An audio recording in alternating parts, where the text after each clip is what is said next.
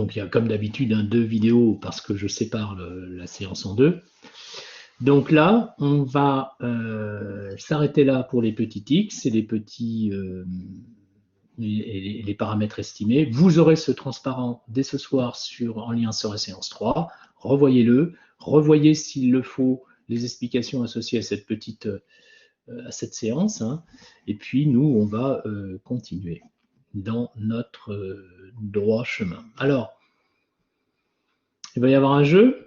Il va y avoir un défi ce soir que je vais vous lancer. Le jeu, j'aimerais bien qu'il soit mis en temps réel, c'est-à-dire que vous ayez vraiment vos 5 minutes là. Donc, le jeu, il va tomber maximum une demi-heure, on va dire, si je peux. On va parler du logiciel, on va parler du fichier qu'on va utiliser. Encore une fois, ceux et celles qui n'ont pas pu... Alors vous avez vu, des fois je dis ceux et celles, des fois celles et ceux pour l'égalité des sexes. Hein, d'accord ? Donc ceux et celles ou celles et ceux qui n'ont pas pu encore installer l'interface R Commander dans la bonne version de R pour différentes raisons, vous revoyez la vidéo et vous refaites, c'est ça l'objectif d'une vidéo, l'exercice pratique tranquillement en ayant la vidéo après l'installation. Là, pour vous, vous allez juste regarder comment ça se passe, comme une première visualisation, vous allez essayer de mémoriser. Et l'idée, c'est que vous soyez à l'aise avec l'import d'un fichier dans R Commander et puis le traitement de ce fichier. Vous allez voir qu'en clic-souris, on va beaucoup plus vite qu'en ligne de commande. Surtout, il n'y a pas d'erreur. C'est ça qui est génial. En plus, on ne fait même pas d'erreur. Donc, je me suis battu pour que les étudiants utilisent R Commander. On m'a dit, non, c'est trop simple, il faut leur compliquer la tâche avec R. Bon. Qu'est-ce que je vous dis face à ce raisonnement-là? Moi, j'étais contre des moulins, j'ai rien pu faire. C'était à la limite si je ne me suis pas fait insulter. Donc, j'ai décroché. Mais je le fais en option et je le fais avec tous mes étudiants qui me suivent. Malheureusement, je dirais que vous n'avez pas les meilleurs profs en stats et je l'ai constaté. Bon, il y en a qui passent, hein, il y en a pour qui ça passe aussi, mais pour l'immense majorité des gens, c'est pas ce qu'il faut. Bien, quelle que soit l'université, hein, je dirais. Donc, l'idée, c'est quoi? C'est qu'il va falloir qu'on s'organise pour faire ces trois choses. Donc, la première chose que je vais faire, c'est vous envoyer, pas tout de suite le fichier, c'est qu'on va discuter d'un graphique. Donc là, je vais vous faire votre premier graphique de data science. Donc pour ça, je sais, je n'ai pas partagé l'écran, je vais partager l'écran. Donc là, je vais le mettre en titre dans le commentaire. Donc, votre toute première approche. Bon, là, effectivement, le clavier, votre toute première approche. En data science, sciences des données si vous préférez. Alors, data science au singulier, hein, on peut rencontrer au pluriel, moi je le mets au singulier, voilà. Donc, j'y vais. Je vais ouvrir un fichier PowerPoint où j'ai dessiné la situation, vous allez voir, et je vais vous expliquer. Alors, c'est très simple, hein, vous essayez de le refaire à la main, mais je vous donnerai ce fichier, d'accord? Alors, on y va. Je vais partager l'écran. Je regarde bien que c'est enregistré. Donc, je partage l'application. Pour l'application, il faut que je l'ouvre. Donc, je la mets comme ça. Ici, il va le repérer. C'est compliqué, hein. Donc là, il l'a fait. Et vous devriez voir ce merveilleux schéma. Alors, qu'est-ce que j'ai fait? C'est votre première expérience de data science avec un fichier global. Attention, hein, ce fichier va être rempli d'informations, de sous-schémas, de schémas, d'informations. Donc, c'est pour ça que je l'ai mis là-haut, hein, ça. On va considérer une ville de 35 000 habitants, hein, qui est bordée par un fleuve et qui est en bord de mer. Vous le voyez là? Donc, j'ai déjà, mine de rien, dans cette petite phrase, beaucoup d'informations. On s'intéresse à une ville, qui plus est à 35 000 habitants. Et puis, j'ai la mer, un fleuve. Bon, le fleuve se jette dans la mer, ça ne vous étonnera pas. Hein. Ce n'est pas dans l'autre sens que ça se passe. Et puis, je vais m'intéresser, par exemple, à une information 1, ou à une caractéristique 1, ou à une propriété, ou un élément intéressant qui sera la santé de la population. En 2, je vais pouvoir peut-être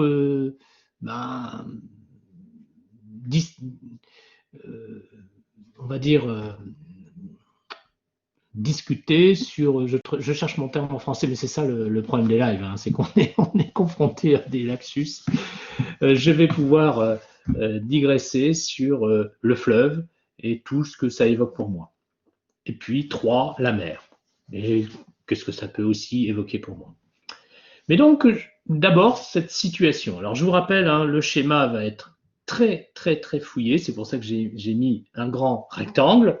Et il va porter un titre, bien sûr, mais pour l'instant, je le laisse comme ça. Et je considère une ville de 35 000 habitants. Ces habitants, je peux m'intéresser à leur santé. Il y a un fleuve et il y a la mer. Donc, je vous laisse quelques secondes pour dessiner ça. Alors bien sûr, les moins organisés vont tout mettre en noir, on ne va pas y arriver. Il y aura des codes couleurs. Et je vous conseille d'acheter pour très peu cher sur votre supermarché du coin ou même votre épicier du coin, il doit avoir ça, des feutres Bic 4 couleurs, c'est-à-dire 4 couleurs Bic simples, hein, indépendantes, hein, rouge, bleu, vert, noir. D'accord? Moi, j'ai aussi des surligneurs. Les surligneurs, vous en avez sûrement quelque part. Je ne vous demande pas d'investir dans beaucoup de couleurs, mais il me faut du bleu, du vert en surligneur, du jaune, du orange et du rose. Là encore, vous avez des forfaits à 1 euro chez Carrefour ou chez Auchan ou chez Monoprix. Vous pouvez trouver ça pour 1 euro, 1,50 €. Quand vous comparez ça au prix d'un paquet de cigarettes ou d'une bouteille de whisky, vous ne me faites pas rire, hein, d'accord? Je ne vous excuserai pas de ne pas pouvoir dépenser 2,50 € pour le restant de votre scolarité. Donc 1 euro pour les feutres Bic. Alors si vous voulez, pas les feutres, les stylos Bic. Si vous voulez des crayons de couleur, ça marche aussi. Des feutres plus élaborés, ça marche aussi. Et pour les surligneurs, eh ben, voilà, vous allez avoir effectivement beaucoup de choses à dessiner. Donc pour l'instant, je ne vous noie pas dans de la surinformation. Je n'ai pas envie de vous faire peur parce que ça nous demandera un travail au long cours. Et donc, vous avez votre premier schéma de data science. Ça vous va? Je vais vous envoyer toutes ces informations sur le site web, hein, vous inquiétez pas, votre espace numérique de travail. Mais bon, c'est bon que vous le suiviez au long cours. Vous êtes OK? Alors, je vais repartir dans le chat, partager la webcam au lieu de partager l'application. Est-ce que ça vous va? Vous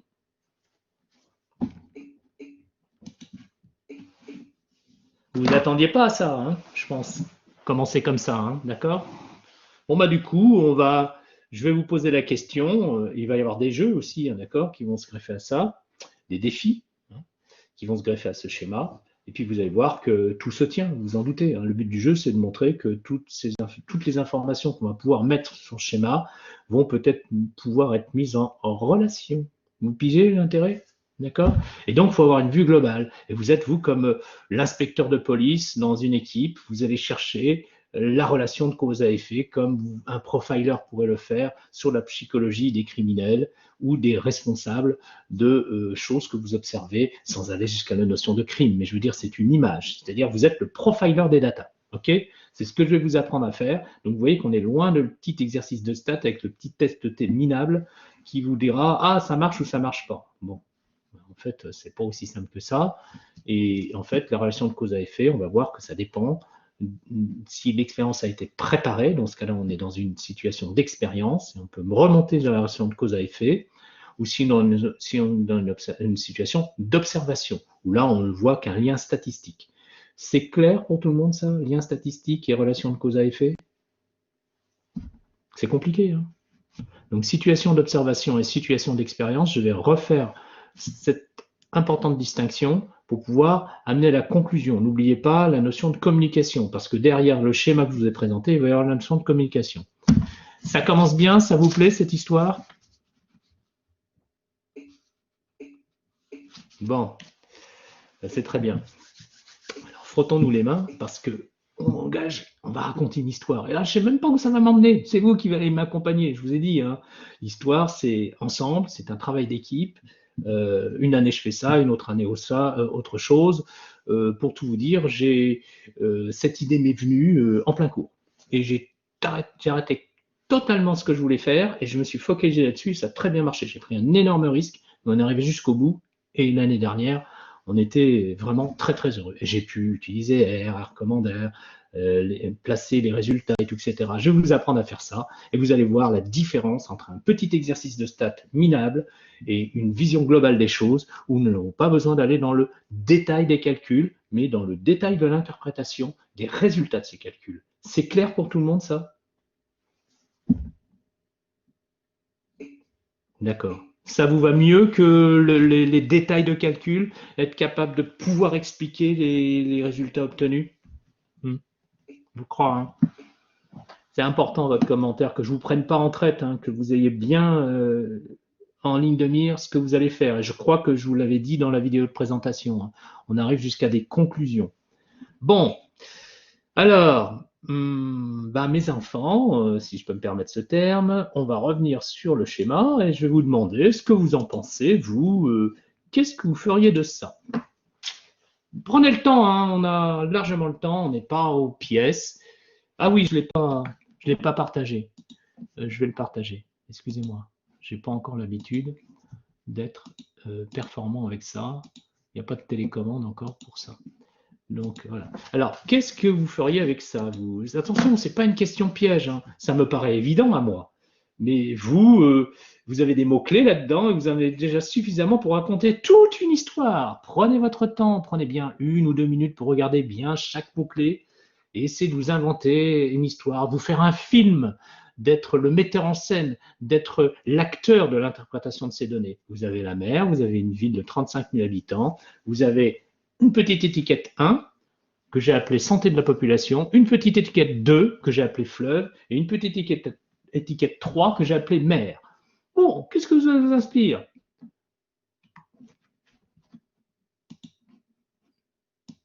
Alors, je regarde bien mon chat, hein, je surveille.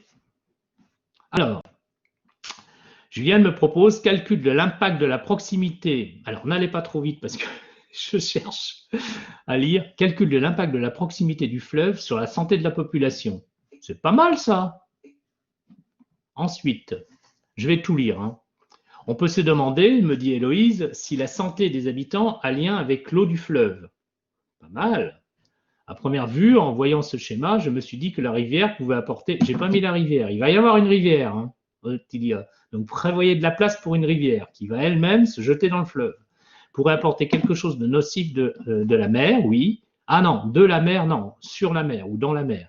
Et devait donc avoir un mauvais impact sur la santé des habitants, mais je ne sais pas si c'est ça la question. Le fleuve, d'accord, le fleuve.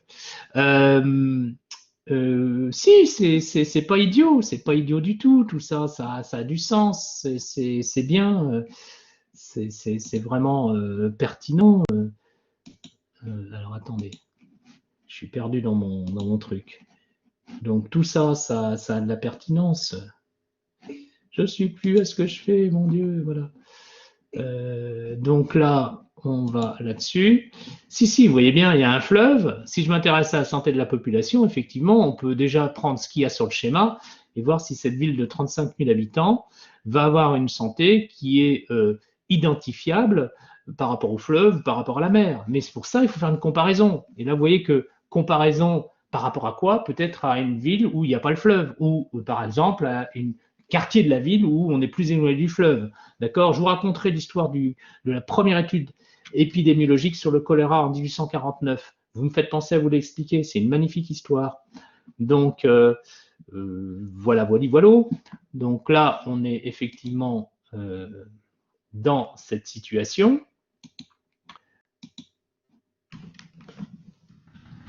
Et donc, on se dit qu'effectivement, il peut y avoir une liaison entre la santé et le fleuve, pourquoi pas. Alors, maintenant, je lis, hein, parce qu'il faut être en ligne directe. Hein. À première vue, en voyant le schéma, je dis, vous pouvez apporter quelque chose de nocif, d'accord, ça c'est fait. Ou alors, au contraire, se demander si la ville n'a pas un impact sur le fleuve. Ah, pas bête ça. Donc là, on dépasse le cadre de la santé de population, d'accord, et on va s'intéresser à la santé du fleuve. C'est une très bonne idée. C'est quelque chose qui va être sûrement dans notre orientation. Est-ce que les déchets de la ville et leur impact sur la population du fleuve et donc de la mer. Eh bien sûr, ça aussi, ça va être intéressant, c'est-à-dire non seulement les activités humaines, mais les déchets humains. Donc ça va être une affaire très complexe du coup. Vous voyez, la santé de la population en fonction de la zone géographique, oui, j'en ai parlé. Est-ce que l'air salin influe sur la santé? Oh, c'est excellent ça. La population, qualité de la respiration à l'aide du volume d'oxygène max, par exemple, en étudiant les habitants proches de la mer versus proches du fleuve. C'est parfait ça. Vous voyez que vous y arrivez. Hein. En fait, peut-être même que c'est la faute des habitants si quelque chose de nocif se retrouve dans la mer. J'ai pensé la même chose, peut-être, d'accord. Santé de la population, la présence d'un fleuve, l'usine, c'est une bonne idée. Alors oui, on va dessiner une usine, Tilia, quelque part dans notre schéma. C'est prévu, d'accord. Peut-être aussi des soucis d'inondation aussi. Mais voilà une bonne suggestion. Inondation dans le passé, inondation dans le présent, gestion des inondations, les inondations quadriennales, les inondations décennales, etc. D'accord. Alors, on peut se demander si l'air iodé de la mer a un impact sur la santé des habitants en comparant à la santé des habitants en temps pendant la santé des habitants étant loin de la mer. Donc, vous avez vu là, Ilana, je crois, Yanis aussi, et puis d'autres, vous avez une idée de comparaison. Et c'est là où, effectivement, il va y avoir la notion de test. On va faire des tests d'hypothèses pour voir si comparaison peut nous amener à relation de cause à effet. Et pour faire comparaison, il faut toujours les témoins. Bah, je vous ai mis sur la piste avec mon petit calcul d'efficacité. Hein. D'ailleurs, je pense que ça vous a un petit peu cultivé de savoir comment on calcule l'efficacité. Ça a dû vous faire plaisir de savoir maintenant comment on calcule l'efficacité d'un vaccin. Quand vous entendez ça, je pense que maintenant vous vous dites, ça y est, je sais à quoi ça correspond, c'est plus flou, alors qu'avant c'était flou. Et vous avez vu que c'était pas compliqué, mais ça demande beaucoup de rigueur et que derrière cette rigueur, il y a encore pas mal de biais. Donc avec mon petit défi, je vous ai mis sur la piste de comparaison. Et là, les comparaisons, elles sont multiples, je vous expliquerai pour les courbes de survie. Pour l'instant, on n'y est pas. J'ai une ou deux personnes qui m'ont parlé de tests de Ki2 et de tests Z, et ils ont bien fait, parce qu'effectivement, ça peut s'envisager, mais avec de telles différences, les tests sont évidemment forcément concluants, d'accord? Mais j'en reparlerai. Est-ce que la santé de la population est indépendante de la propreté du fleuve? On peut aussi étudier les espèces présentes sur le fleuve en amont, en aval de la ville. Mais je crois que vous avez tout compris. Hein. Moi, je suis vraiment content parce que même l'année dernière, en présentiel, mes étudiants n'avaient pas été aussi pertinents. Alors peut-être que j'ai été beaucoup plus aiguillant dès le départ que l'année dernière, mais en tout cas, moi, je vous félicite. Bravo, bravo, c'est tout à fait ça. Je crois qu'on va s'amuser comme des petits fous. Parce que là, du coup, on va faire notre premier travail pratique. Parce que là, mon schéma, c'est une chose, mais maintenant, il faut que j'associe pour chacun des items un travail pratique. Alors, pour la santé de la population, hein, puisque là, je vais passer en... J'espère que mon écran fonctionne encore, parce que là, je suis un peu dans le doute. Je vais passer donc à un autre écran. Pour la santé de la population, item 1, nous allons voir que nous allons faire beaucoup de travail. La première chose, c'est utiliser un fichier que je vais vous envoyer qui rend compte de la population, de la santé de la population. Mais on va en parler. Et ce fichier, vous allez me le détailler. Voilà, je vais vous l'envoyer sous un format un peu particulier. Nous allons utiliser R et R Commander pour faire un sondage de ce fichier, j'allais dire le sentir, le tourner dans tous les sens, le regarder, l'inspecter, le critiquer, l'analyser. Et puis, déjà rien que ça me fait déjà pas mal de travail. Certaines personnes ont évoqué l'aspect écologique aussi associé au fleuve, et puis à la mer, et les relations qui peuvent exister entre tous ces items. Santé, fleuve, mer, en quelque sorte, santé du fleuve et santé de la population, mais aussi activité humaine. Donc là, il y a un grand absent, c'est activité humaine. Vous êtes d'accord? Ce grand absent, on va le mettre quelque part. Pour l'instant, on en est à réaliser l'enquête sur le but, sur la base d'un cahier des charges qu'on suppose qui existe, et qui est celui d'un data scientist, c'est-à-dire d'essayer d'expliquer quelque chose par tout l'environnement qui est associé. Donc vous avez vu que là, j'ai du biomédical, là, j'ai de l'écologie, et là aussi, j'ai de l'environnement écologie, et j'ai de la liaison statistique ou cause à effet entre toutes ces informations. Donc ça devrait plaire à tous les disciplines que vous avez choisies, qu'il s'agisse de biocell, de biochimie, d'écologie. J'embrasse tout, là, vous voyez. Et puis aussi de sociaux, pourquoi pas. Bon, ben, on est parti. Ça vous va toujours? Vous suivez? Bien, ben alors là, pour ceux et celles qui ont R, vous allez faire comme moi. Pour ceux et celles qui n'ont pas encore R Commander, eh bien, vous allez regarder, écouter, et puis vous allez persévérer dans l'installation de R Commander. Ceux qui ont Windows, il n'y a pas de problème, ça va marcher. Ceux qui ont Mac, vous allez avoir un petit peu plus de difficultés, mais au long cours, ça va s'installer, vous inquiétez pas. Et quand ça sera installé, vous revoyez la petite vidéo, et puis vous faites, pas tout, hein, vous allez en diagonale, vous écoutez pas tout ce que je dis, vous allez droit au but, là où c'est expliqué, et puis vous allez faire l'utilisation de ce fichier. Alors la première chose que je vais faire, j'espère que vous n'avez pas d'écran noir, mes pauvres, parce que je vais envoyer, voilà, j'espère que vous n'avez pas d'écran noir. Donc je vais envoyer à tout le monde le fameux fichier, donc ben, c'est envoyé. Donc là, vous devriez le recevoir. Moi, je l'ai reçu. Ce fichier, on va le regarder, d'accord? Ce fichier, il s'appelle human morphology.csv, d'accord? Donc, je vais le copier. Ah oui, si je ne fais pas la bonne chose, ça ne va pas aller. Donc là, je vais faire copier. Je vais faire nouveau dossier et je l'affiche. CTRL. Donc du coup, je vais partager cette application. Partager l'écran. Donc déjà, je vais arrêter le partage actuel. Et je vais partager la nouvelle application.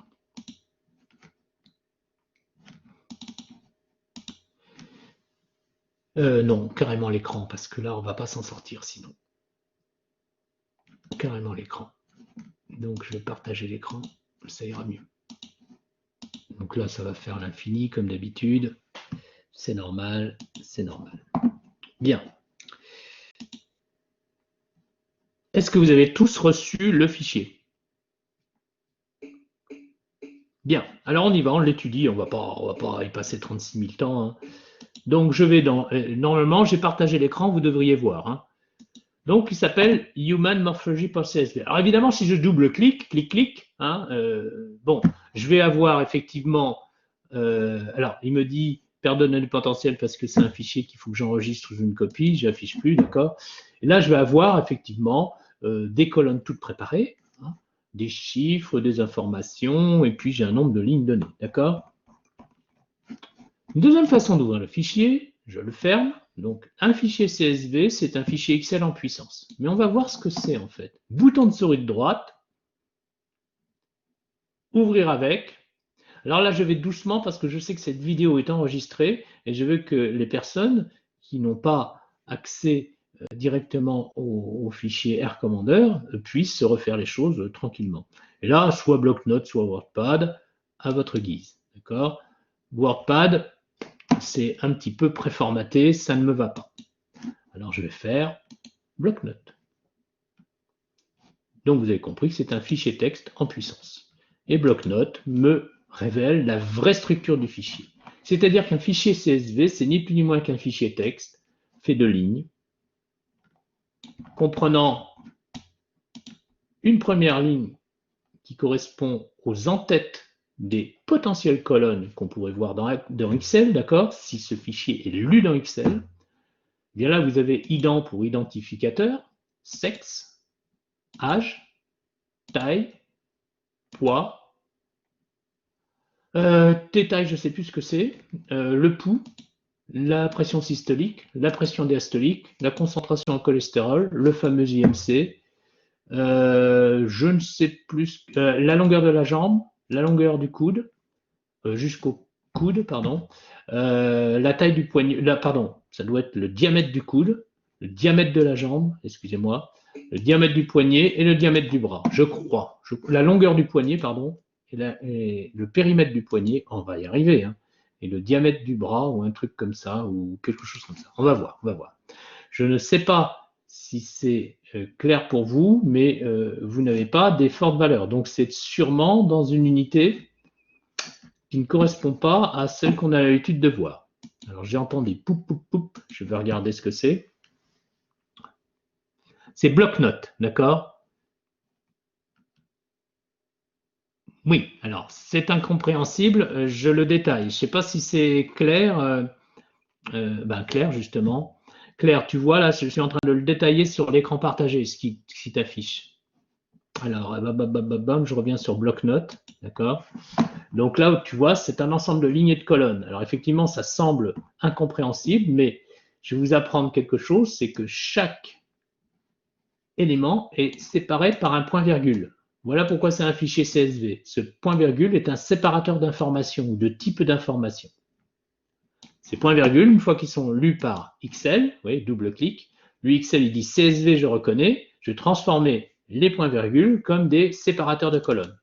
Donc là, il ouvre et on voit bien que les choses sont en ligne et en colonne. Faites bien attention, je vais vous demander d'observer ce que sont les caractéristiques de ce fichier. D'accord? Bon. Oui, d'accord. Donc, parce que Claire, tu as un Mac. Donc, il faut que tu mettes un éditeur. Non, tu n'as pas de Mac. Alors, c'est bizarre. C'est bizarre. Faut pas enregistrer le fichier que tu ouvres. C'est bouton de souris de droite, clic, ouvrir avec WordPad.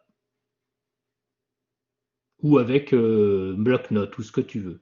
Alors, vous voyez, hein, tout ça, ça vous dit que ça fait partie de la gymnastique qu'un étudiant de licence doit savoir faire à notre époque, c'est-à-dire être à l'aise avec les fichiers de base. Vous n'aurez pas 36 000 formats, vous aurez le format Excel et le format CSV. Voilà, hein, c'est une bonne suggestion, Yanis. Retélécharge le fichier, laisse-le au format CSV et double-clique dessus. On t'attend, Claire, t'inquiète pas.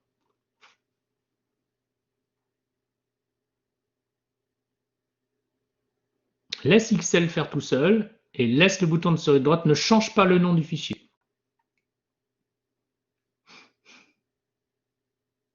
Alors bien sûr, la règle numéro 1, c'est de télécharger le fichier dans un espace où vous allez pouvoir retrouver votre information. Donc par exemple, séance 3, TADB. Donc un répertoire qui s'appelle TADB, traitement et analyse des données biologiques, et puis séance 3 dans TADB. Comme ça, vous allez pouvoir vous y retrouver. Mais tout ceci, ça fait partie des règles de bon sens. Je ne peux pas tout vous apprendre. Ça marche? Ok, c'est bien. Donc on revient à ce que je disais. Qu'on l'ouvre sous Access, sous bloc-notes, son vrai format, ou sous Excel, son format interprété, tout ceci n'est que du texte mis en forme dans Excel, d'accord? Mais à la base, c'est un fichier texte que vous avez ouvert dans un logiciel, ok? Donc ça vous apprend le format CSV. CSV pour les latins, c'est séparateur point-virgule. CSV pour les américains, c'est séparateur virgule. Les anglo-saxons. Vous savez qu'on ne fait pas la même chose entre le monde anglo-saxon et le monde latin. Qu'est-ce que vous pouvez me dire de ce fichier?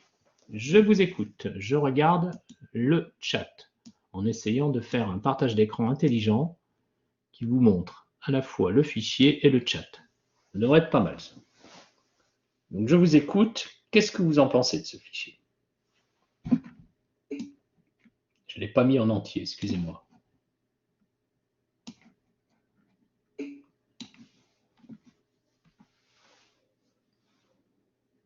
Je regarde, hein, j'intègre. Hein, c'est un tableau, tout ceci est vrai.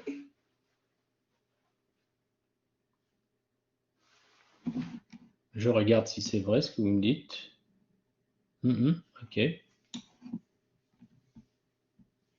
Allez, faites parler vos connaissances. Là, j'attends encore plus de réponses. Je regarde.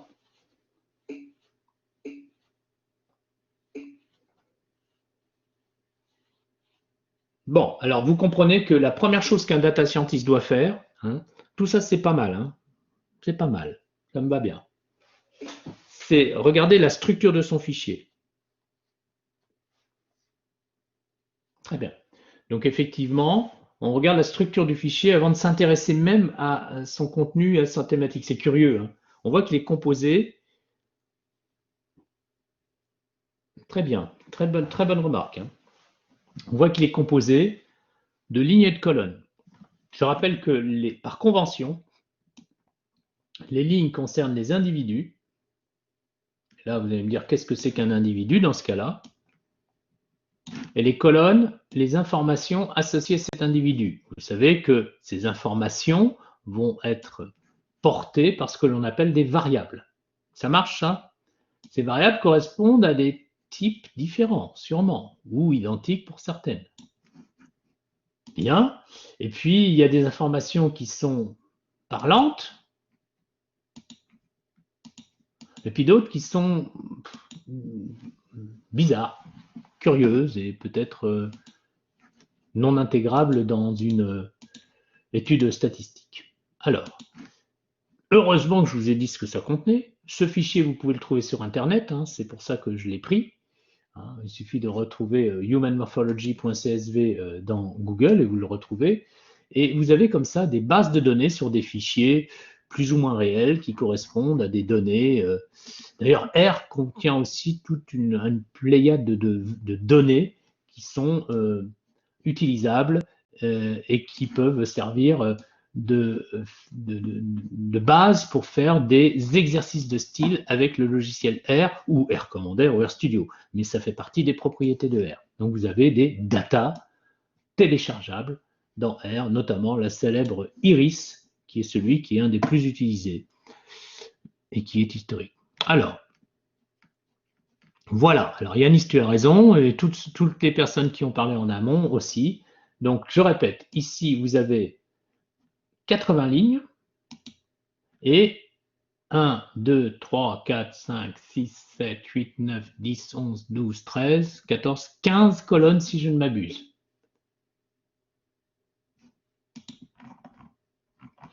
Alors attendez, on va y revenir. Ça va, il y a beaucoup de choses à dire, hein.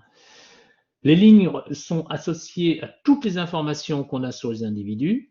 On balaye très vite, mais il y a des moyens de le faire de façon systématique. On voit que contrairement à ce que vous dites, ce n'est pas une énorme base de données, mais c'est déjà une base de données. D'accord? Alors, si vous voulez vous en convaincre, vous avez dans Données, dans Excel, d'accord, vous avez tout ce qu'il faut pour rechercher dans Filtre, là, vous voyez, trier, tout, etc., tout ce qui va être associé à la base de données. Donc, il suffit de choisir toute la base, là, comme ça, vous faites filtrer, et vous voyez apparaître des petites flèches, là, vous voyez. Donc, par exemple, vous pouvez afficher toutes les données associées au sexe 0.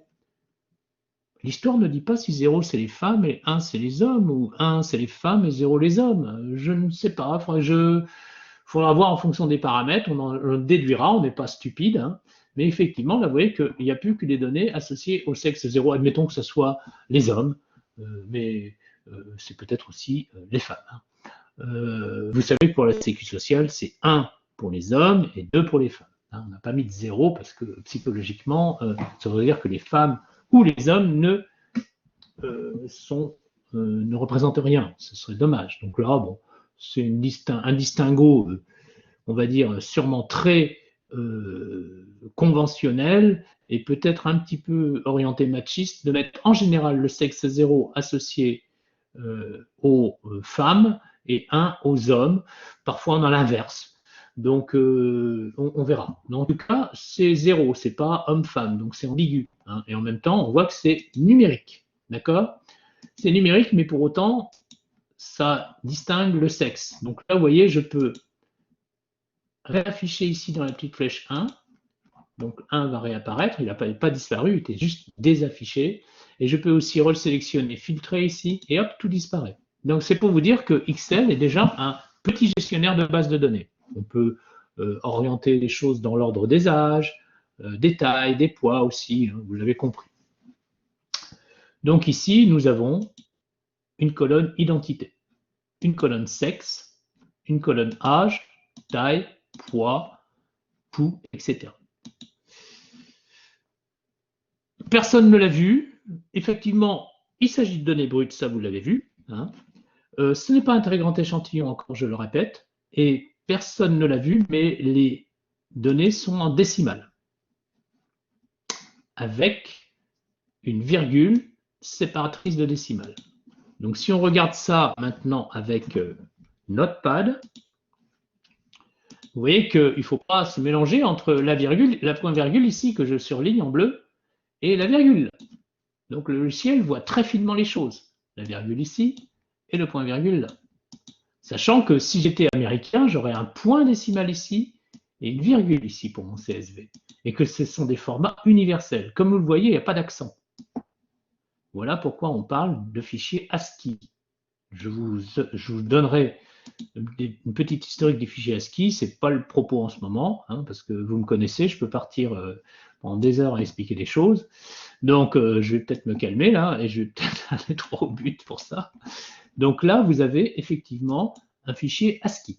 A-S-C-I-I, d'accord? ASCII. Et là, dans ce fichier ASCII, vous n'avez que des caractères latins, non accentués, et des signes de ponctuation, et des chiffres.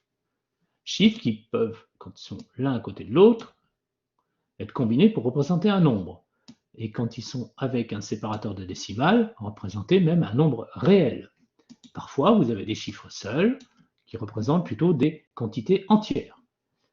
Ici, vous avez une taille qu'on devine être plutôt en centimètres. D'accord? On a parlé des unités. Donc, vous voyez, on fait le profiler, on regarde un petit peu tout ça, et on voit qu'effectivement, le codage dans Excel est plus sympa à voir et à remarquer que dans le fichier texte, mais c'est simplement une histoire d'interprétation par un logiciel de la même source. On ne sait pas d'où ça vient. On ne sait pas si les données sont indépendantes, on ne sait pas si l'échantillon a été de 80 personnes. Oui, parce que voilà, le mot est lâché, il s'agit d'un échantillon et pas d'une population. Vous l'aviez compris, ça, hein, n'est-ce pas? Donc cet échantillon, on ne sait pas s'il a été tiré au hasard, s'il est représentatif de la population, s'il est fait dans la ville donnée, mais nous, on va jouer, on est des grands joueurs, comme s'il s'agissait de données qui ont été enregistrées dans la ville de 35 000 habitants sur un échantillon de 80 personnes. Et on s'est intéressé au sexe, à l'âge, à la taille, au poids, au tour de taille, au pouls, à la pression systolique, à la pression diastolique. Alors normalement, vous voyez, c'est en millimètres de mercure, hein, au cholestérol, en taux de cholestérol. Là, il faudra trouver l'unité. L'indice de masse corporelle, là encore, je vous laisserai trouver l'unité, mais tout ça, c'est dans des unités classiques. À la jambe gauche, je ne sais pas ce que c'est ça, jambe gauche, peut-être, je ne sais plus, au diamètre du... La longueur peut-être oui, mais ça me paraît bizarre, 42,5 cm, c'est plutôt... c'est pas la jambe complète, c'est simplement voilà, ce qu'il y a sous la cuisse, quoi, d'accord, ok, d'accord. Donc la longueur. Le coude, alors là, je serais bien incapable de vous dire quelle est l'unité et ce que ça représente. Par contre, ça, c'est sûrement le diamètre du poignet ou la circonférence du poignet. Non, c'est pas possible, la circonférence du poignet, c'est le diamètre du poignet. Et ça, c'est la longueur du bras. D'accord? Sûrement de l'avant-bras. C'est ce qu'on appelle une coudée dans l'ancienne mesure. Hein. Oui, donc, la coudée, elle est à peu près d'une trentaine de centimètres, hein, ce qui expliquait pourquoi les coudées, dans le nord de la France, dans le sud, dans l'est, en Espagne, en Italie, n'étaient pas identiques et qu'on a été obligé de revoir les unités, et ça dès le 19e siècle, hein, puisque, qu'est-ce que je raconte? Dès le 18e siècle, puisque les unités du système international se sont basées sur celles que la Révolution française avait proposées et le siècle des Lumières, c'est-à-dire notamment le mètre. Hein. Je vous explique simplement que les coudées, c'est ce qu'on utilisait dans l'Égypte ancienne et dans l'Antiquité et dans le Moyen Âge, et même dans les pays européens jusqu'à des périodes très récentes, et puis ça a été remplacé. Bien, alors on revient à notre histoire. Donc vous avez ici une variable de quel type? Le sexe, là. Grand silence. Quel est le type de la variable sexe? C'est pourtant simple. Qualitative, nominale. C'est Yanis qui a raison. Qualitatif, ça ne suffit pas. Hein, nominal. On ne peut que la nommer, c'est pas ordinal. Donc très bien pour Ilana, tout ça. L'âge, variable de type. Regardez bien. Il y a un piège. Alors, on passe à la taille. Taille, variable de type. Donc, pour l'âge, vous me dites qualitative ordinale. Eh bien, je vous dirais que c'est acceptable. C'est acceptable. Je ne l'accepte pas. L'âge, a priori, c'est une variable qui définit le temps qui est passé depuis notre naissance. Ce temps pourrait être donc en secondes, en minutes, en jours, en mois, en années. On a décidé de le représenter en années sans virgule. Mais par exemple, moi, je suis né en février, j'ai un virgule 11, j'ai un virgule quelque chose sur virgule 9. Hein. J'ai mon âge virgule 9, hein, puisque c'est bientôt mon anniversaire, je n'ai pas un chiffre rond. Donc effectivement, pour l'âge, il ne s'agit pas d'une quantitative discrète, mais a priori d'une quantitative continue, mais tronquée à l'unité. D'accord? Vous voyez ce que je veux dire? Et donc, l'âge peut être représenté aussi, c'est acceptable, si par exemple on considère que les tranches d'âge sont d'une unité, comme une ordinale. Oui, pourquoi pas, c'est un peu complexe, mais ça peut être aussi par intervalle, et on appellera ça des tranches d'âge. Par exemple, 40, 45, d'accord? Ce n'est pas le cas ici. Donc l'âge, méfiez-vous, c'est carrément une variable quantitative continue, donc elle peut être engagée dans des statistiques bivariées, quanti-quanti, d'accord? La taille, même chose, quantitative continue. Idem pour le poids et idem pour toutes les autres, y compris le pouls, là, ouais, systolique, diastolique, parce qu'on ne met pas la virgule, mais il y en a, hein, d'accord, en réalité. Simplement, c'est une sorte de représentation. Bon, là, pour le bras, on est à des centimètres près, là, on est à des millimètres de mercure près. Ici, on aurait pu aller encore en deçà ou au-delà, pardon, pour la précision, mais c'est, on va dire, d'usage. Et tout ça, c'est des variables quantitatives continues, vous voyez. Ah ah. Et on a une seule qualitative. Idente là, c'est intéressant?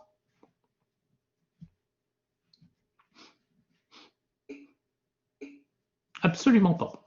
C'est juste pour distinguer l'individu d'un autre. Alors vous savez, on fait souvent des nuages de points, vous vous souvenez?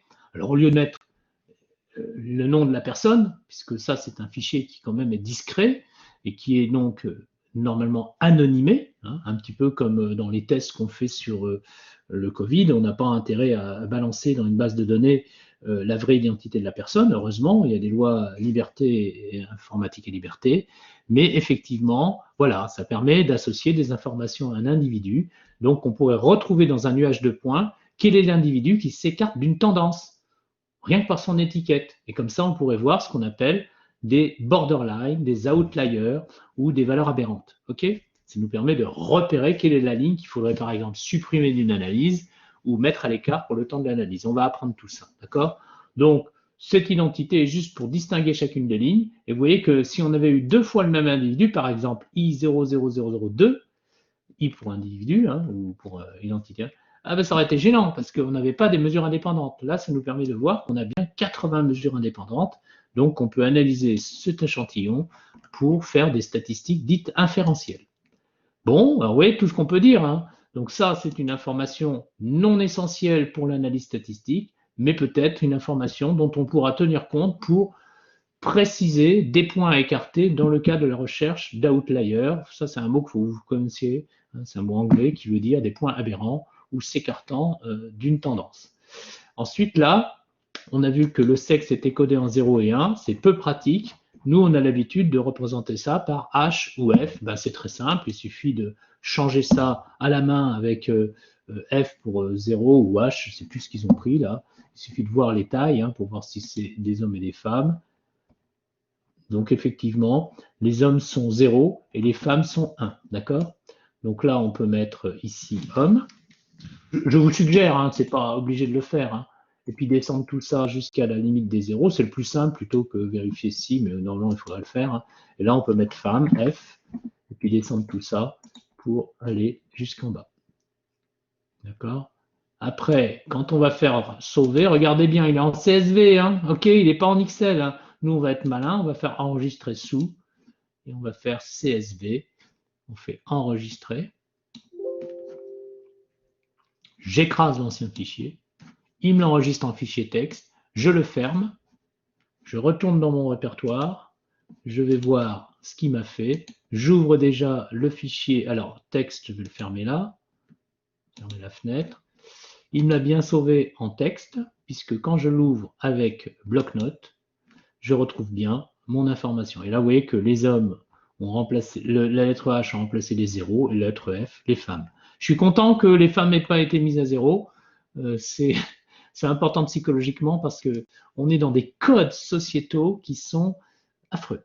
Il faut que on puisse arriver à des choses où on n'est pas de distinction, on va dire, gênante pour les fichiers. Oui, il y a du psychologique dans un fichier, c'est important. Donc là, moi, je préfère H et F ou 1 et 2 plutôt que 1 et 0, d'accord? Comme dans la sécu sociale, par exemple. Pourquoi pas?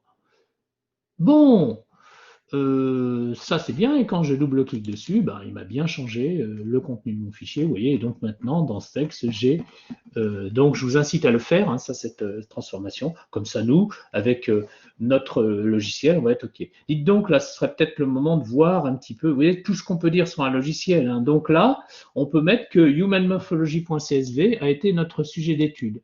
Alors moi, je suis un très grand feignant, je copie le texte human.csv et je le rajoute dans mon PowerPoint, ici, et je vais mettre ce signe distinctif. Donc je vais faire coller, et je vais faire ici humanmorphology.csv. Je vais le mettre à l'échelle pour que je puisse avoir un affichage qui n'est pas trop embêtant, on va dire. Donc je vais faire accueil italique par exemple, et je vais le mettre en taille 10, c'est parfait. Voilà. Et je vais mettre un code couleur pour les fichiers. Je vais mettre qu'il s'agit du code couleur, par exemple, je vais le mettre en vert. C'est ça que j'avais mis pour les fichiers. Je regarde dans mon fichier de référence. Fichier. Je vais le mettre en rouge. Pourquoi pas, hein. Donc là, je vais mettre accueil. Je suis embêtant avec mes codes couleurs, mais ça me permet de... Bon, ben voilà, comme ça, vous savez déjà que le fichier qui a été utilisé, c'est humanmorphology.csv. D'accord? Vous pouvez le mettre entre parenthèses. Donc, vous voyez, ça nous donne des éléments importants pour savoir quel a été notre sujet d'étude. Ça va être comme un plan. D'accord? Voilà, là je décale un tout petit peu, vous voyez, je suis un petit peu perfectionniste pour que ça se voie bien. Voilà, bon, je suis content. Maintenant, ce que je vais faire, c'est, alors j'enregistre, hein, je vais vous donner ce fichier, ne vous inquiétez pas. Donc, ce que je vais faire maintenant, c'est ouvrir ce fichier avec R. Alors, pour ouvrir le fichier avec R, je vais solliciter R. D'accord? Donc là, je vous fais un fichier, un truc vierge pour pouvoir être tranquille. Je vais me balader dans le truc vierge. Voilà, comme ça on est tranquille. Donc là, j'ai le raccourci de R, d'accord? Bon, nous, on va double-cliquer sur R. Pour ceux qui peuvent, hein, ne vous inquiétez pas, je vais tout doucement. Hein. Là, il ne s'agit pas de l'ouvrir, de l'exécuter en tant qu'administrateur, puisque là, je n'ai pas besoin d'installer une librairie particulière. J'ai besoin simplement de l'utiliser. L'installation est déjà faite chez moi. Donc là, ça va très vite. Vous avez l'interface de R classique, d'accord, hein, que vous reconnaissez, qui n'est pas très, on va dire, excitant. Et puis, donc, dans Package, je vais charger le package. Moi, j'en ai quelques-uns, vous voyez, et je vais aller jusqu'à la lettre R, puis choisir R Commander. Et je vais faire OK. La deuxième façon de faire, c'est Library. Et entre parenthèses, le nom de la librairie, c'est RCMDR. Si j'ai fait une petite faute d'orthographe, il va me le signaler. Donc, vous pouvez faire soit package, charger le package, vous allez dans RCMDR. D'accord? Alors, vous respectez bien la casse, c'est-à-dire les lettres majuscules et tout, etc. RCMDR, soit vous faites librairie MCMDR pour le package. D'accord? Donc, prenons par exemple library MCMDR. Donc, il va le charger. Ça lui prend du temps. Et il affiche cette interface. Vous pouvez même le mettre en plein écran, hein, si vous voulez. D'accord? Vous oubliez R qui est en dessous. R, il est sous-jacent. Il est toujours là. Il est sous-jacent. Et tout ce que vous allez faire en commande dans R Commander va pouvoir être mis en ligne sur R. Alors, qu'est-ce qu'on peut en dire de ce logiciel? Ici, vous avez une fenêtre dite script et une fenêtre de sortie. C'est là que vous allez avoir les résultats attendus quand vous demandez un calcul ou vous faites un test d'hypothèse ou vous faites des sortes de recherches sur les éléments constituant votre fichier. On verra R Markdown plus tard, beaucoup plus tard, mais vous voyez qu'il vous fait en quelque sorte, il gèle en quelque sorte toutes les commandes que vous avez demandées et il vous écrit donc le script R automatiquement. On verra la notion de script, dites-vous que c'est une sorte de scénario ou de programme que vous demandez dans R, mais là, on n'a rien à faire, nous, tout est généré automatiquement. Vous avez un fichier édition qui vous permet, en gros, de gérer tout ce qui va être les entrées-sorties programmables de R. C'est un petit peu compliqué, hein, ça de le voir. Ce n'est pas les fichiers de données. Là, vous avez une édition avec copier, coller, effacer, classique. On en reverra ce qu'on pourra en faire pour travailler sur les fichiers de données. Et là, vous avez le fameux fichier données qui va nous intéresser parce que c'est avec un de ces menus qu'on va pouvoir lancer l'import du fichier, c'est-à-dire charger notre fichier de données dans l'interface de R pour qu'il soit indépendamment dans cette interface de R et qu'il puisse, grâce à R Commander, être analysé par la suite logique de R. Statistique qui va nous permettre de faire déjà un premier travail, mais ça va se dégriser quand j'aurai un fichier. Graphe qui va nous permettre de faire des graphes avec des palettes de couleurs, etc. Des modèles, alors ça, les modèles, on en parlera. Hein. C'est un petit peu plus compliqué, ça. C'est-à-dire que ça va nous permettre de qualifier la qualité des modèles statistiques que l'on va mettre en exergue. Ne vous inquiétez pas, vous allez avoir droit à tous ces menus. Mais pour l'instant, on en est au début. Et on ne va pas aller loin aujourd'hui. D'accord? Là, on peut générer des nombres aléatoires. Ça peut être sympa, ça aussi. On peut aller regarder les tables qu'on a l'habitude de consulter, la table de la distribution T, la table normale, à partir des quantiles ou des probabilités, avoir la probabilité par exemple que x soit supérieur à 0 dans une loi normale centrée sur 0, etc. Donc on trouvera 0,5, ou retrouver le quantile qui correspond à la proba de 0,33, etc. Bon, vous avez l'habitude, c'est des tables. Ici, vous avez les paquets, parce que vous pouvez charger des paquets dans R Commander. Lui-même, ben non, puisqu'il a été lui-même un paquet, mais vous pouvez charger tous les paquets que vous voulez et qui ont été déjà dans votre logiciel R. Donc faire des choses très complexes avec R Commander. Hein. Ce n'est pas un outil fait pour les imbéciles, on va dire. C'est fait pour des gens qui veulent gagner du temps avec les commandes, mais c'est déjà quelque chose qui peut aller très loin et qui peut nous permettre de réaliser des études scientifiques costauds. Ok? Ben écoutez, on y va. Je vais fermer ça. Alors, je fais fichier, sortir. Il me dit, est-ce que tu veux fermer R Commander, fermer R Commander et R, ou relancer le commandeur? Moi, je vais lui dire, ferme les deux. Voulez-vous sortir? OK. J'ai rien fait de spécifique. Donc, je recommence pour tout le monde. Je double-clique ici. Pas besoin de le lancer en administrateur. GR, dernière version. Vous voyez, j'ai la version 4.03, moi. C'est le super top. Hein. C'est ce qui est le plus récent. Ensuite, j'ai en package. Charger le package, ou la librairie, si vous préférez, en français. Ça, c'est toutes les librairies que moi, je me suis permis de télécharger. Hein. Et donc, je vais charger la librairie R Commander, RCMDR. Là, je lui laisse le temps, hein, c'est un pépère, il travaille, hein, et il m'ouvre une interface. Cette interface me permet d'oublier ce qu'il y a sous R derrière, mais je ferai, grâce à la petite icône d'iconisation, là, ici, de réglage de la taille de la fenêtre, un petit tour de temps en temps, voir ce qui s'est passé dans R, parce que les graphiques vont pouvoir être réalisés avec R Commander, mais quelquefois, ils sont derrière la fenêtre de R Commander. D'accord? On verra ça. Donc là, je vais faire données,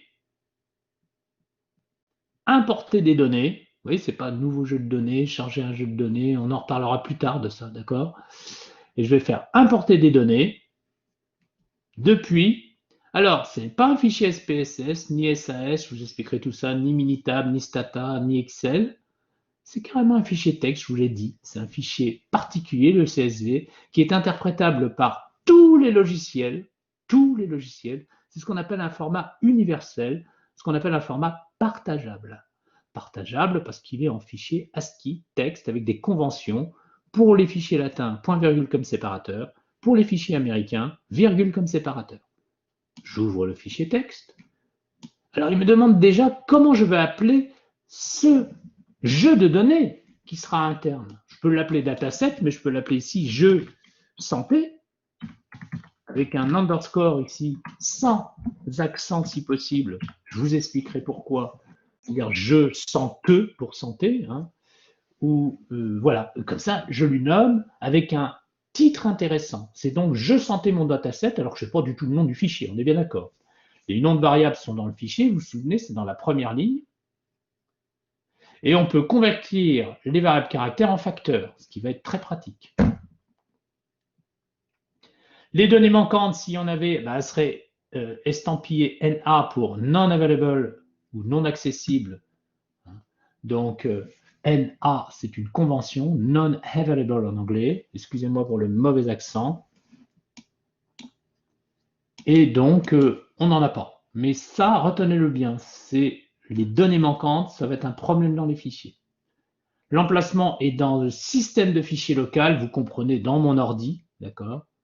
Ce n'est pas un lien URL, mais je pourrais aller chercher un fichier dans Internet. Sympa, non?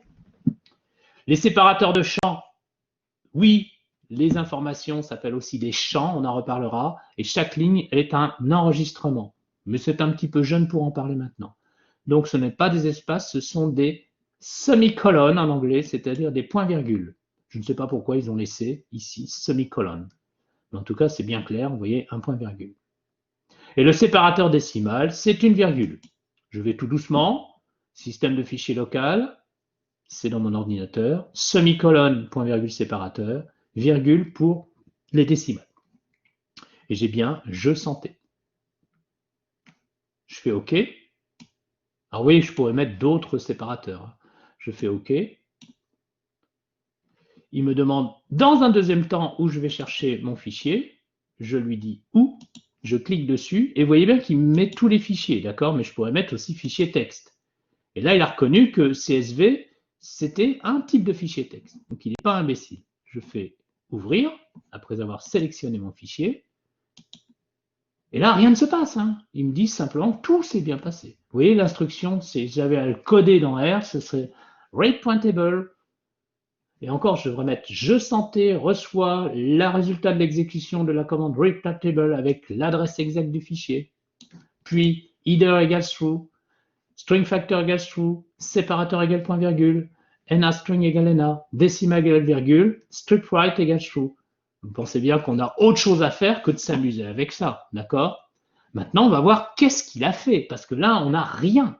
Donc, vous voyez que dans le script, le jeu de commande R qui nous a initié avec l'utilisation subtile des menus et des lignes associées, nous a permis de générer cette commande automatiquement. Nous, on n'a rien à faire, c'est le résultat qui nous intéresse. Et tout s'est bien passé, puisque vous voyez en sortie, je n'ai aucun code qui m'explique que j'ai une erreur.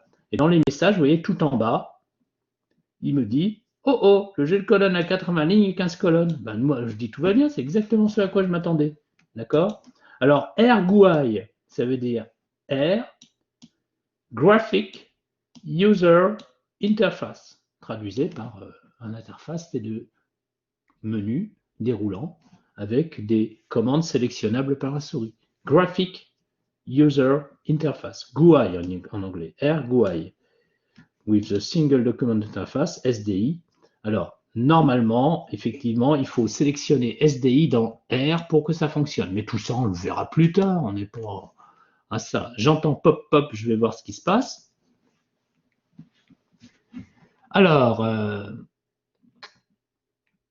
très bien, je vais refaire ça. Hein. Ça permet de s'assurer par être donc, monsieur, moi j'ai toujours 0 et 1. Pouvez m'expliquer rapidement comment faire pour avoir HF? HF, je suis allé à la lourde. Hein. J'ai remplacé 0 par H dans la première case et j'ai étendu ça jusqu'au dernier 0, hein, Julie. Pour F, j'ai remplacé 1 là où c'était le premier 1 dans la première case par F et j'ai été jusqu'au dernier 1 en étendant vers le bas. Et ça m'a remplacé. Ensuite, j'ai enregistré, j'ai fermé et puis j'ai rouvert le fichier.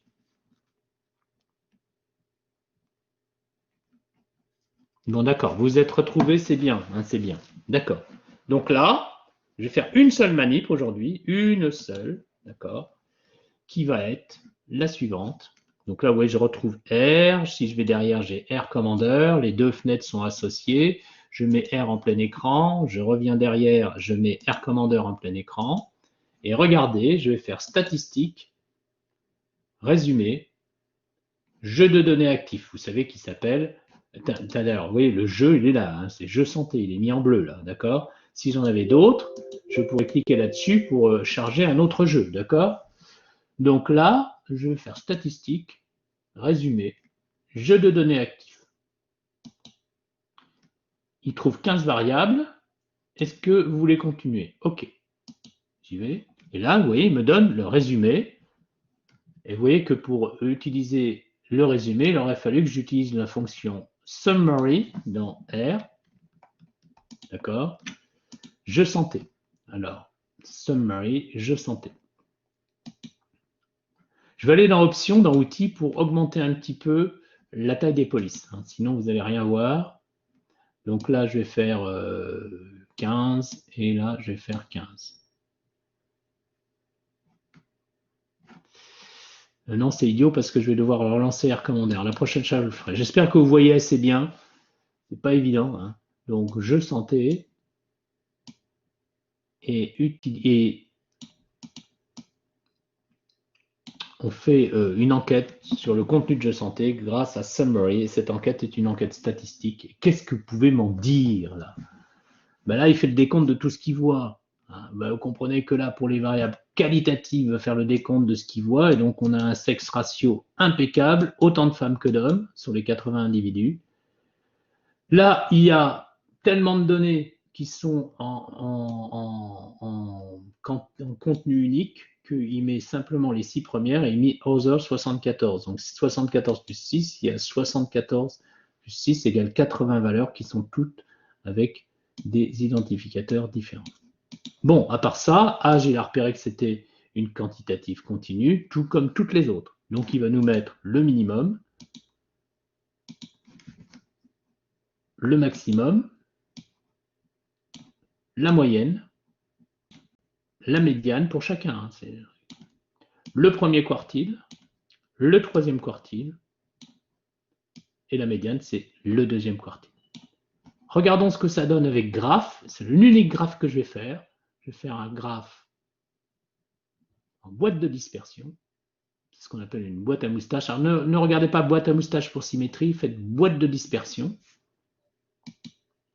Je vais choisir la quantité qui m'intéresse. En l'occurrence ici, je vais choisir la taille ou le poids, tiens, pour changer, puisque la taille, on en a déjà parlé. Je vais faire OK. Et regardez, il me fait la box plot. Alors vous avez vu, il est retourné dans une fenêtre R, hein, il est coquin. Hein. Donc si j'avais la fenêtre R Commander, qui est ici, je ne m'affole pas. Hein, je réduis la taille de la fenêtre et je sais que mon graphe est derrière. Hein. Je l'ai expliqué dans la vidéo, ça, qu'il faut regarder ce qu'il y a derrière. Et donc on a une boîte à moustache classique avec la représentation du minimum. Vous voyez, il est un peu plus au-dessus de 40. Bon, on pourrait mettre la valeur exacte, mais c'est le graphe qui nous intéresse, du maximum. Et ici, on a effectivement une boîte avec une distribution relativement symétrique, puisque la médiane est presque au milieu, mais pas tout à fait. Et on voit qu'il y a un seul outlier qui est le point numéro 62. Vous voyez, l'individu 62 est indiqué.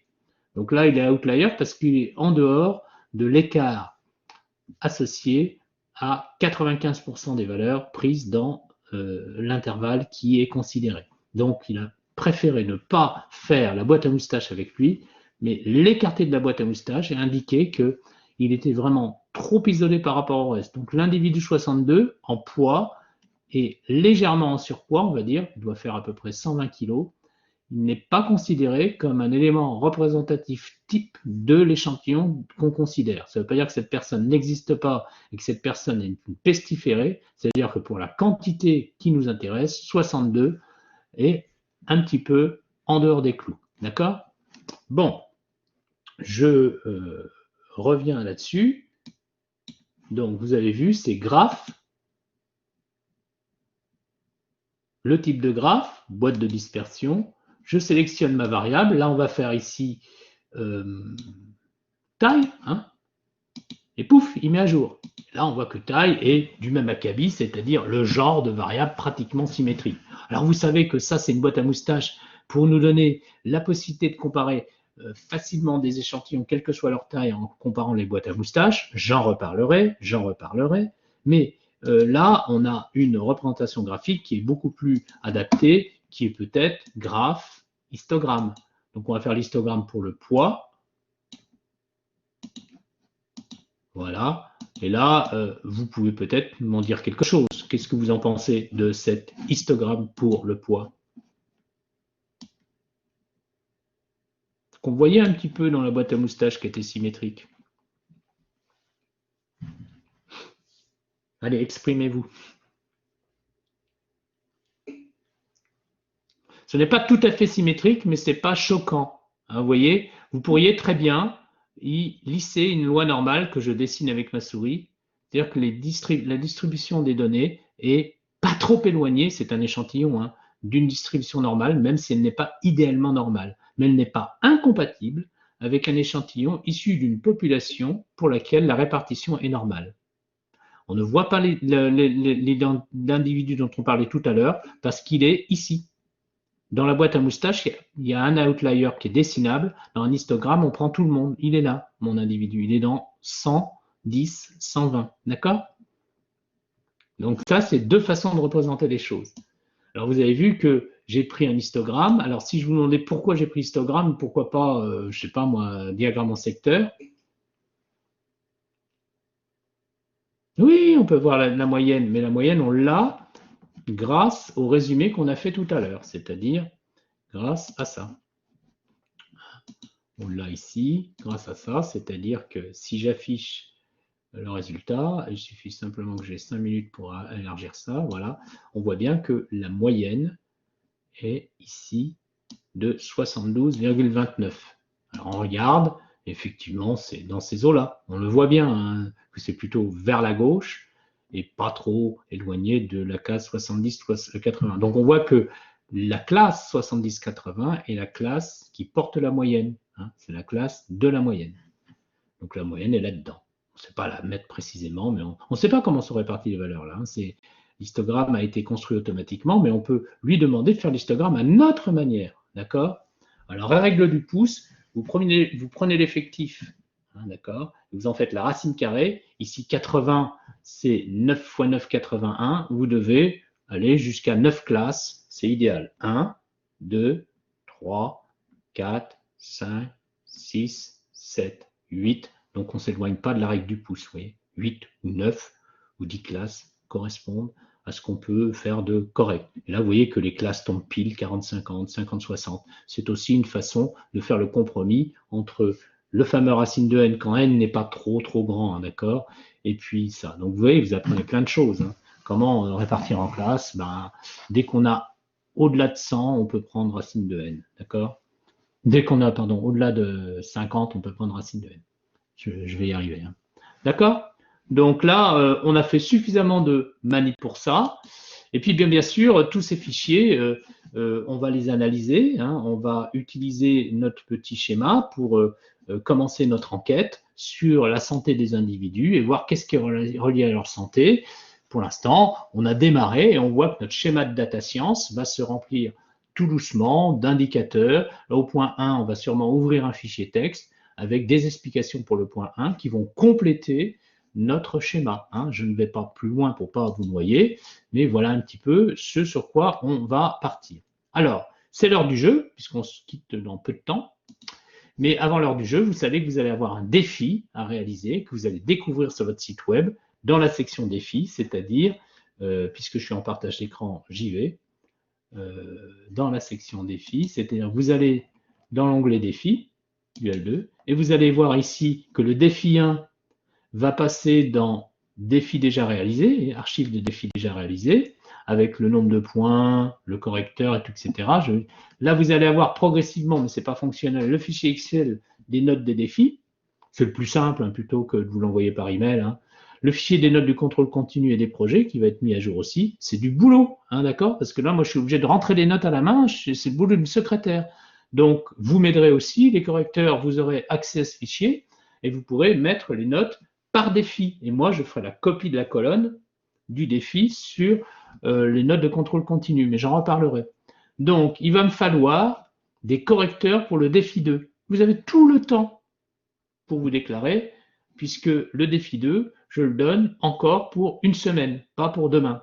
Par contre, le défi 3, ça sera pour demain. D'accord? Il est plus court. Donc, il va y avoir des gens qui vont se déclarer. Vous pouvez vous mettre en équipe de 2, pas de 3, pour me faire le défi 2. D'accord? Je vous le conseille d'ailleurs d'être à 2. Après, on verra comment on pourra passer à 1, mais pour l'instant, soyez raisonnable et allez dans les choses que vous pouvez maîtriser. Donc ça, vous allez avoir un défi qui va s'afficher dans votre site. Mais pour l'instant, je voudrais revenir, si je peux, mais je fais n'importe quoi moi en ce moment-là, d'accord? Revenir à mon écran et repasser à la séance, parce que c'est l'heure du jeu. Alors vous vous souvenez? Alors, le défi 2, c'est pour dans une semaine, et le défi 3, ça sera pour 24 heures. Ça sera expliqué dans l'onglet défi, hein, pour ceux qui demandent. Hein. Ça sera expliqué dans l'onglet défi, c'est-à-dire ça sera expliqué ici. Si vous voyez ici, défi 1 week, mais vous allez avoir défi 24 heures, défi 36 heures, vous allez voir, d'accord? Donc ici, ça apparaîtra dans défi 24 heures. Je ne sais plus où je l'ai mis, ça. Donc vous regardez bien dans quelle colonne ça apparaît, et je mettrai, vous avez jusqu'à temps pour réaliser le défi. Ça demande du temps, vous le savez, je ne suis pas une machine, donc laissez-moi quand même je mettrai les défis en priorité, ensuite je mettrai les fichiers, je mettrai à jour d'abord le truc des défis, et ensuite les fichiers.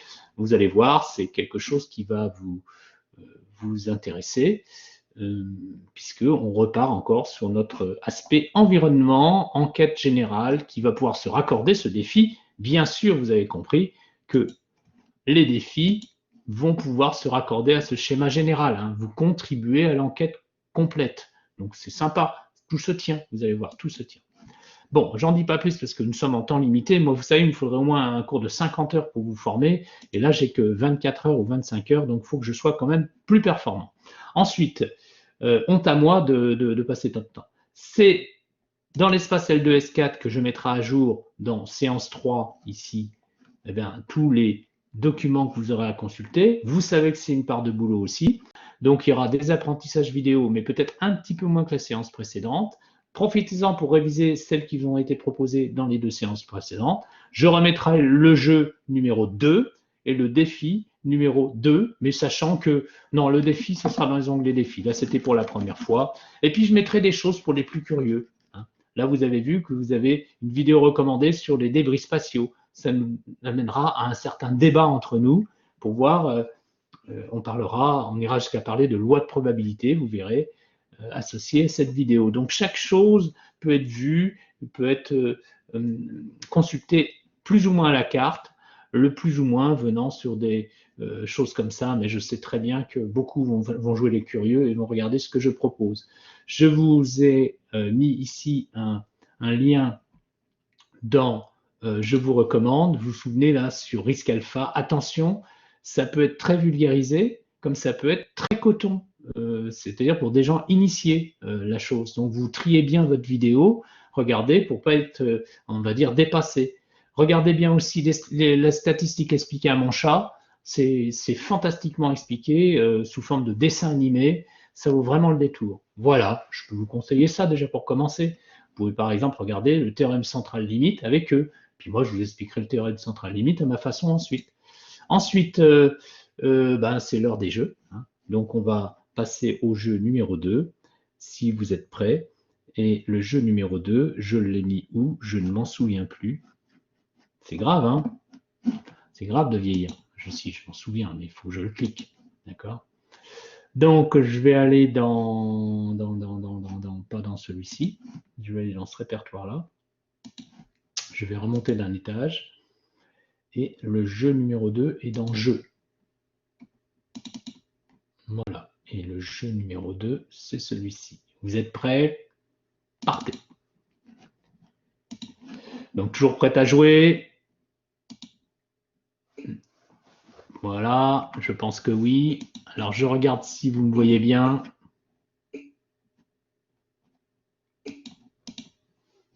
Oui, alors regardez, hein, là, on se quitte comme ça. Alors, comment on fait hein?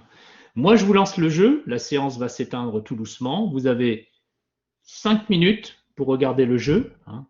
C'est vrai, on a un petit peu dépassé encore aujourd'hui, mais on a plein de choses à expliquer sur le logiciel. 5 minutes et vous m'envoyez ce que vous pouvez par email.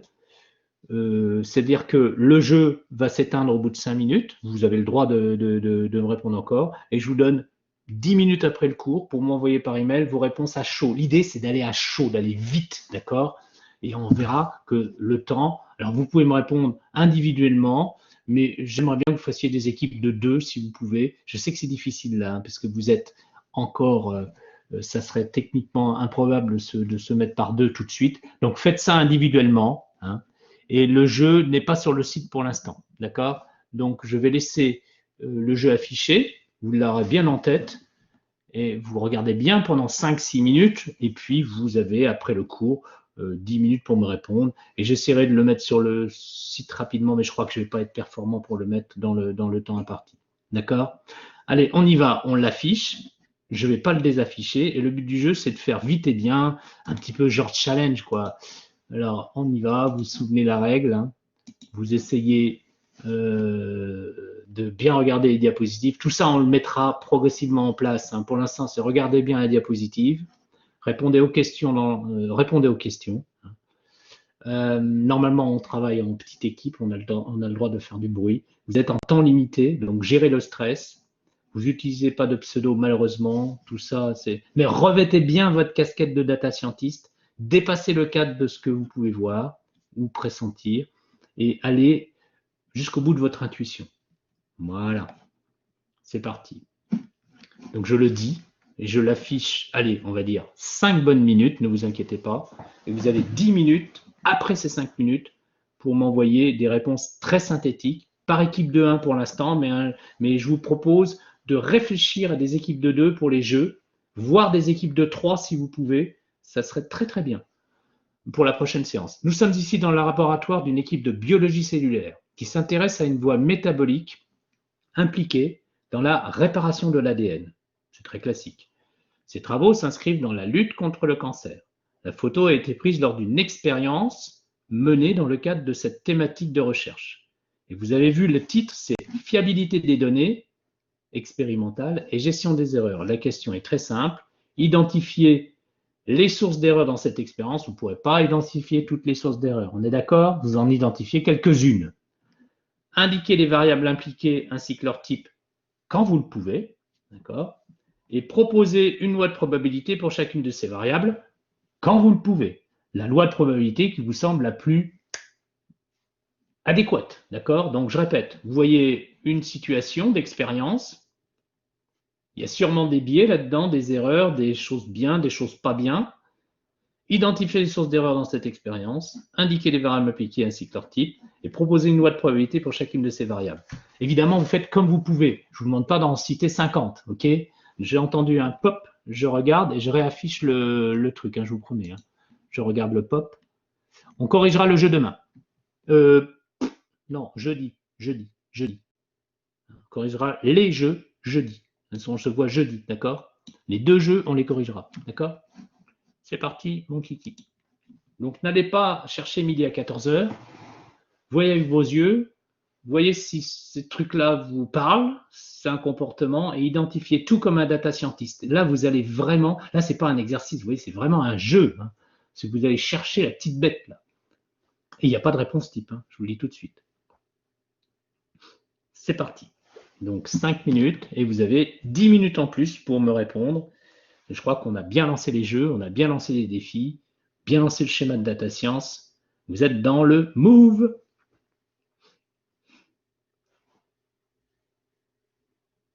Et travaillez vite et bien. C'est-à-dire, il faut s'apprendre à voir les choses vite. C'est un jeu. Il faut savoir prendre des risques.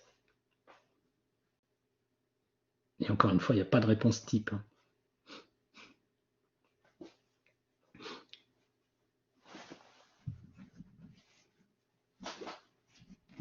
Je mettrai de toute façon ce jeu sur le site, mais pas dans les 10 minutes. Hein. C'est pour ça que je vous laisse le regarder.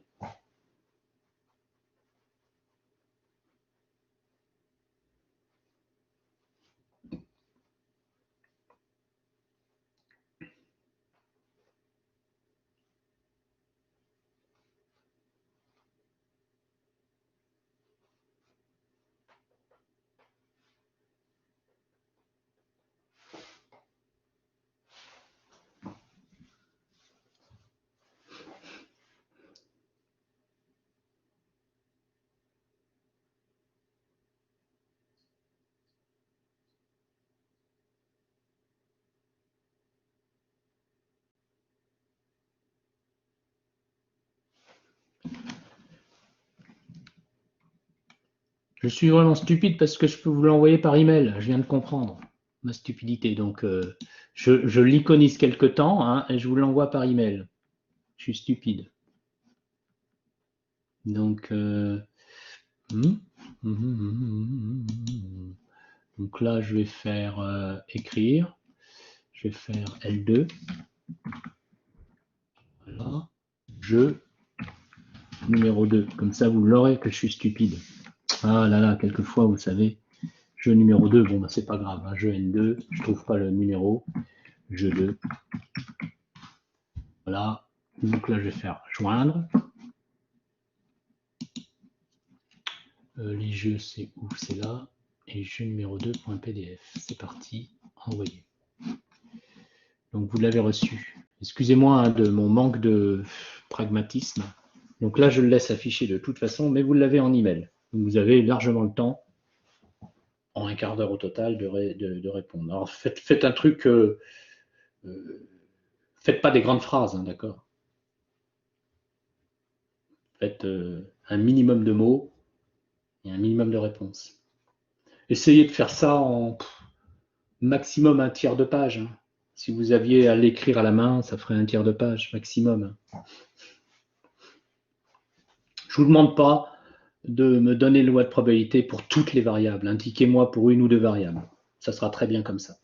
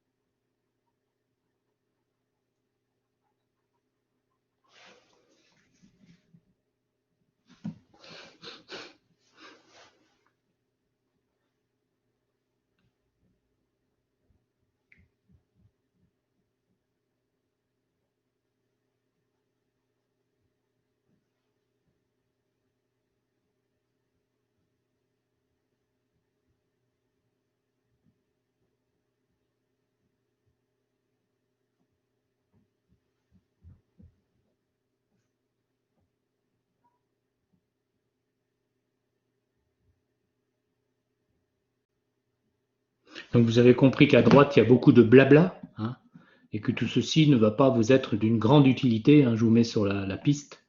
Simplement, il faut contextualiser l'histoire et donner un poids au contexte. Ça, c'est plutôt un poids au contexte. Et c'est la photo qui est informative. D'accord? Ça, c'est moins informatif que ça. C'est le contexte, ça. Donc, c'est à vous de voir aussi en tant que data scientist où vous allez voir l'information, on va dire, pertinente, essentielle, parlante, celle qui va avoir un sens dans le contexte que vous étudiez. C'est fait exprès, délibérément.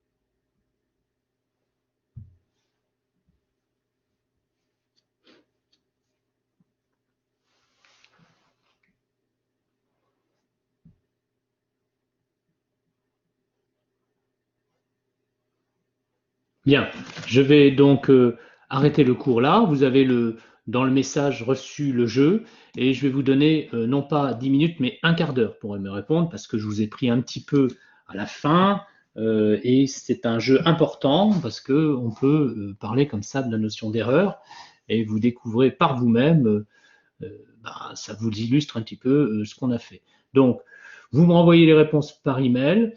Malheureusement, aujourd'hui, on n'a pas constitué des équipes de 2 ou de 3. J'aimerais bien que vous mettiez par équipe possible de 3. Vous vous téléphonez entre gens qui se connaissent ou qui ne se connaissent pas, ce n'est pas très grave, ou par email, vous suggérez. Et donc, dans ce cas-là, pour le prochain jeu, je sais qu'on réduit le nombre de réponses par des équipes de 3. 3 ou 2 si ça ne tombe pas sur un chiffre divisible par 3. Je ne sais pas combien on est là. On est 24. Ah non, on est 23 puisqu'il y a moi. Mais bon, bah, ça fait presque 8 équipes de 3 ou du moins 7 équipes de 3 plus une équipe de 2. Voilà, ça j'aimerais bien que vous fassiez. Donc je vous laisse la liberté de réagir à ces jeux. On corrigera les 2 jeux demain, jeudi à 14h par exemple. On commencera par ça. On continuera notre navigation dans le logiciel Air Commander pour exploiter ce premier fichier. Ce ne sera pas le seul fichier qu'on fera. On continuera notre enquête et on mettra sur le schéma et dans un fichier annexe les premiers éléments de notre enquête, les premiers éléments que nous avons sur notre schéma de data science et notre, on va dire, enquête de data science. Est-ce que ça vous a plu ?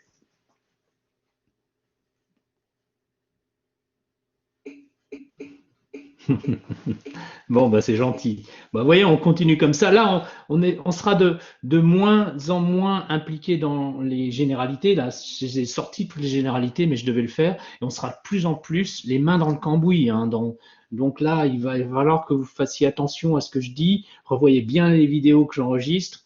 Regardez bien ce que je vous suggère. Le site web, ouais, merci Anaël. Et tu vas voir que le schéma va être bien rempli, il va être bien coloré. Et en fait, bon, je peux vous faire voir le schéma de l'année dernière, mais c'est pas le but de faire le même. Mais je vais vous faire voir par webcam. Je vais donc partager la webcam pour nous quitter. Et n'oubliez pas de me répondre au jeu hein, dans un quart d'heure. Donc vous avez jusqu'à, allez, je vous donne jusqu'à 17h. 40 pour me répondre. Alors, oui, il y a encore un commentaire.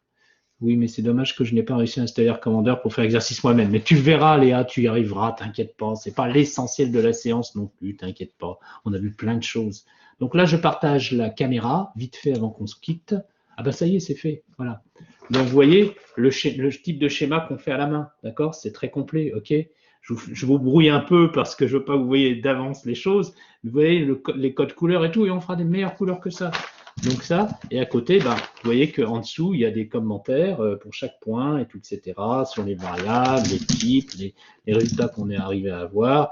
Et puis on ouvrira donc un fichier Word à côté du fichier PowerPoint. Je vous envoie le PowerPoint, ne vous inquiétez pas, tel qu'il est. Je vous envoie tous les documents qui seront utiles pour aujourd'hui. Vous savez que ça me demande du temps. Je vais y travailler une bonne partie de la soirée, là, dès que ça va être quitté. Je vous envoie, le jeu s'est envoyé. Je le mettrai dans la rubrique jeu quand j'aurai le temps, peut-être demain, parce que vous l'avez en email. Le défi, ça va être affiché. Vous avez 24 heures pour un premier défi et vous avez une semaine pour l'autre, d'accord? Ça sera mis correctement, enfin 5 jours, je sais plus, une semaine, non, c'est une semaine. Donc vous avez largement le temps, mais bien sûr le deuxième défi sera plus conséquent que le troisième, où je verrai comment je les appellerai, en tout cas ça sera pas ambigu, vous retrouverez celui en 24 heures. Je vous souhaite une bonne fin d'après-midi, une bonne soirée, merci de m'avoir écouté et à très bientôt, au revoir tout le monde, portez-vous bien. Bonne soirée. Donc je mets à jour tout ce qu'il faut avec les vidéos et tout, mais j'ai un problème d'espace dans mon serveur. Au revoir, bonne soirée, à bientôt. Donc j'éteins ça.